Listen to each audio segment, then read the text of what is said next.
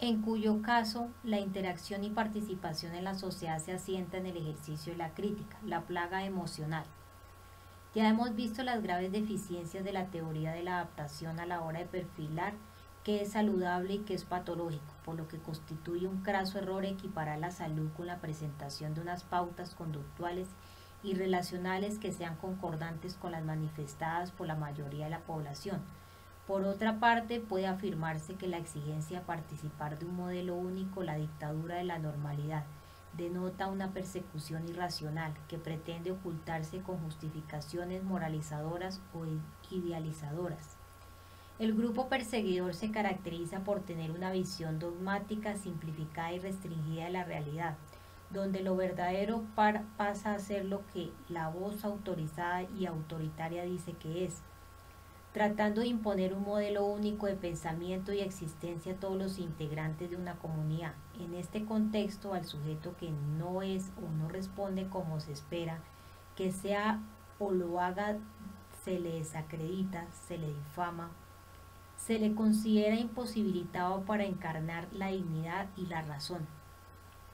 Se le declara malvado, perverso o loco como alguien nocivo para el sistema y una vez designado en esa condición como chivo expiatorio,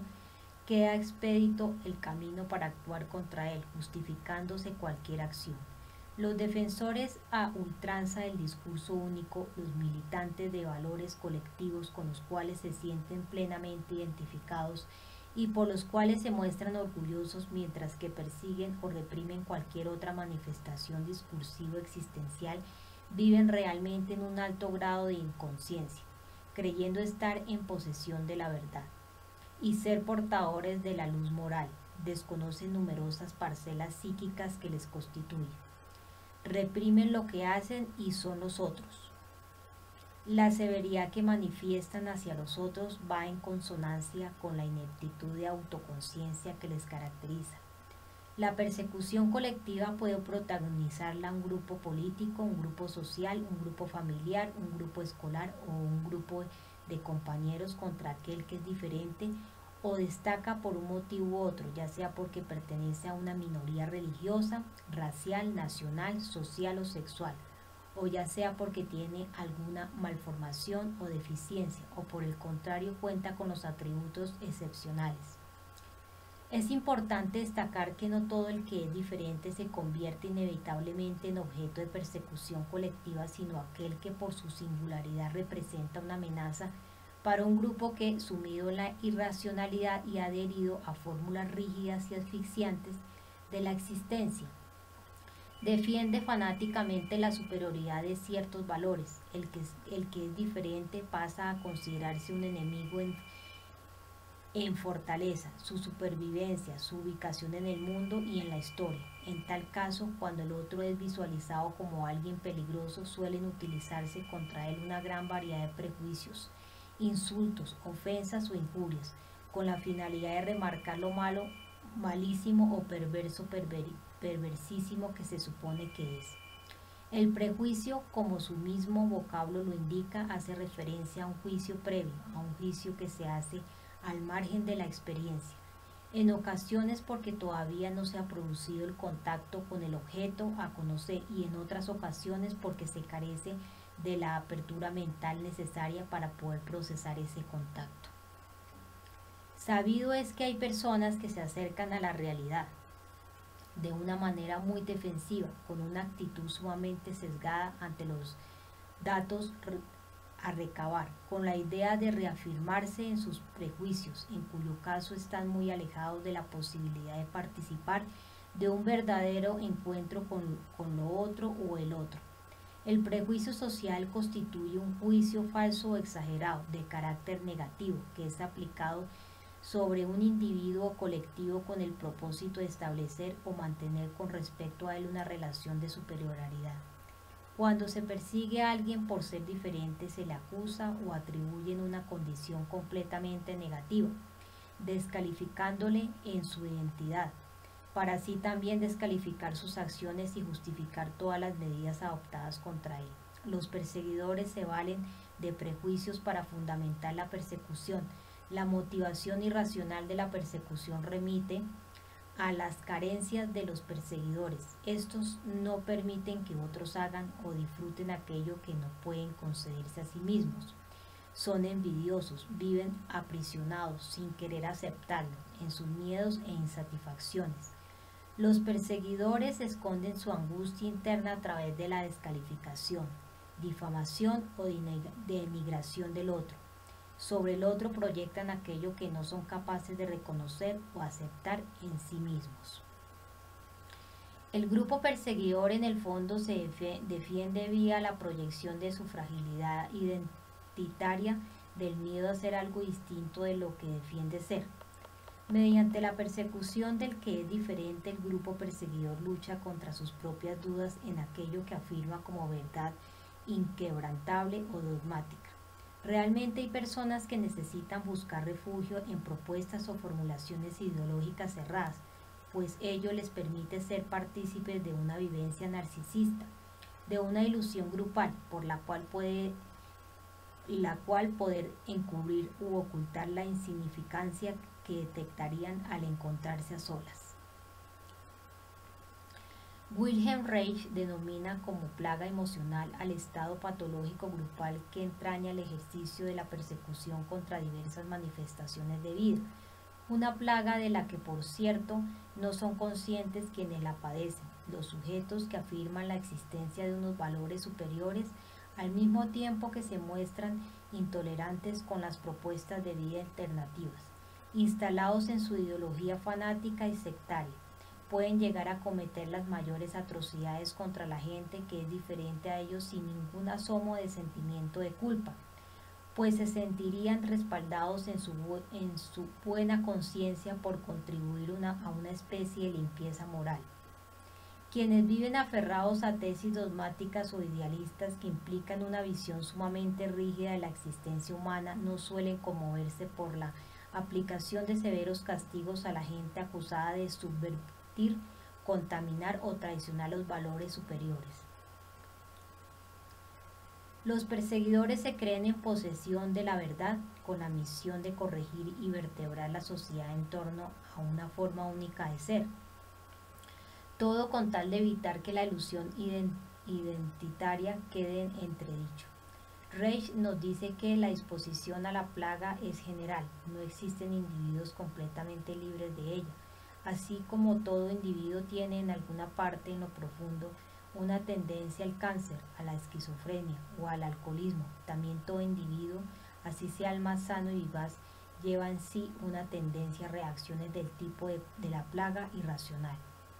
Para todo aquel que padece la plaga emocional, la posibilidad de vivir al margen de los valores dominantes constituye una situación deshonrosa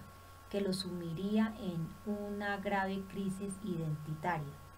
La alineación con los valores colectivos conlleva la alineación personal. Es por eso que el encuentro con uno mismo no puede darse si no es a través de la capacidad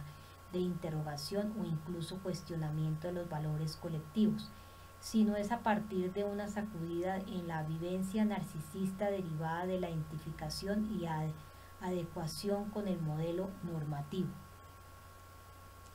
A este respecto, cabe destacar que durante el proceso de autoexploración psicológica puede llegar a resultar sumamente perturbador el hecho de reconocer que ciertos contenidos mentales que hasta entonces se consideraban reprobables, que se atribuían exclusivamente a personas indignas, inimaginables en las personas decentes, también aparecen en uno mismo. Así pues, lo que hasta entonces era conceptuado como es imposible que eso forme parte de mí, puede emerger, asomar a la conciencia, reclamando al yo la integración psicológica. Diríamos que la persona libre es capaz de detectar y tomar conciencia del grado de identificación ilusoria con los valores colectivos, sabe cómo estos influyen en su conducta y toma decisiones escuchando la voz que emana del contacto con su verdadero ser. El individuo sano no tardará de imponer a nadie su manera de vivir, pero brindará ayuda, terapéutica o no, si se le solicita y si tiene los medios para ayudar. En ningún caso un individuo decretará que todas las personas deben ser sanas. En primer lugar, tal decreto no sería racional, pues la salud no puede imponerse. Además, el individuo sano no siente impulso alguno por imponer a otras gentes su manera de vivir, pues los motivos de esa manera de vivir se relacionan con su propia forma de vida y no con la de los demás. El individuo aquejado de la plaga emocional difiere del individuo sano en que no solo se le plantea sus demandas vitales a sí mismo, sino primeramente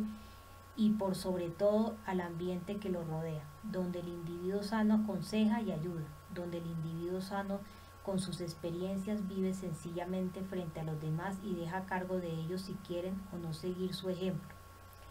El individuo que sufre la plaga impone a los demás por la fuerza su manera de vivir. El individuo aquejado de la plaga lucha contra otras formas de vida,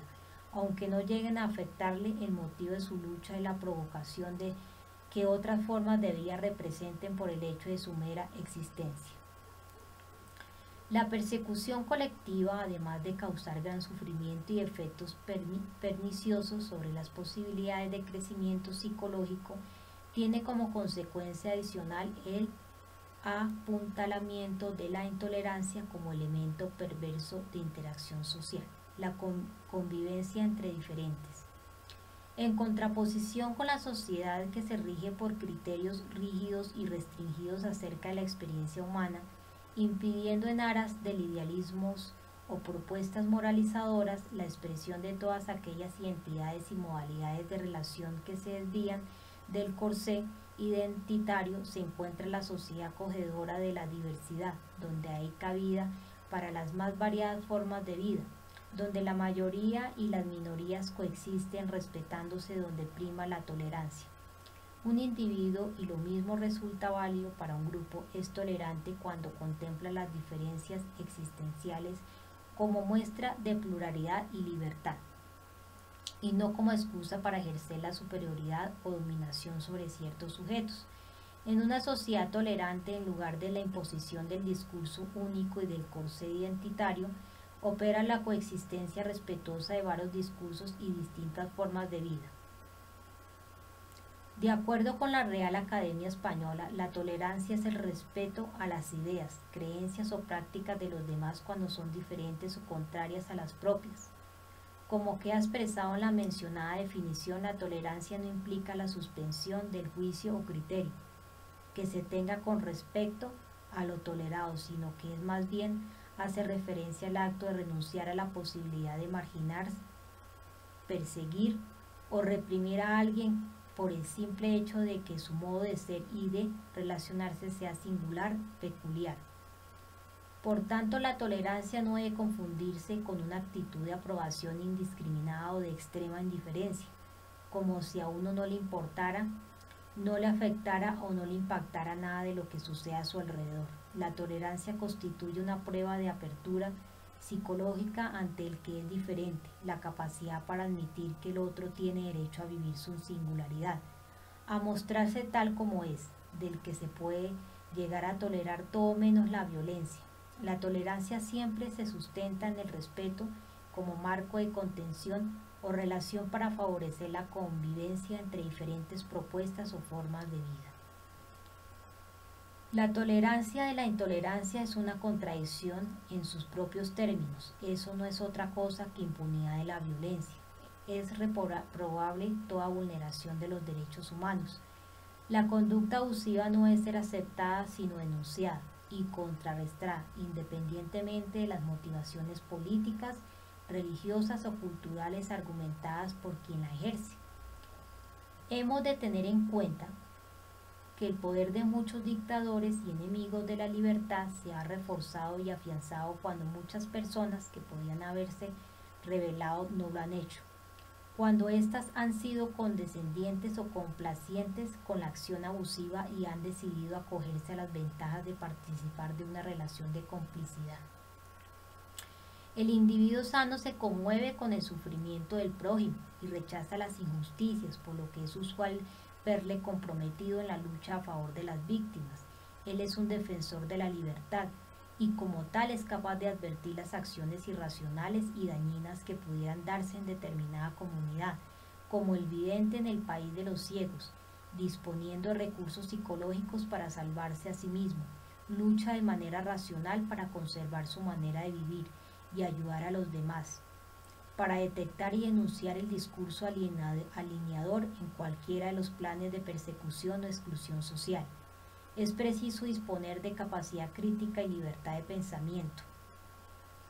además de la valentía suficiente para enfrentarse a la posibilidad de ser convertido en objeto de persecución por parte de unos perseguidores que probablemente interpreten la crítica social como una actuación atentatoria contra el sistema.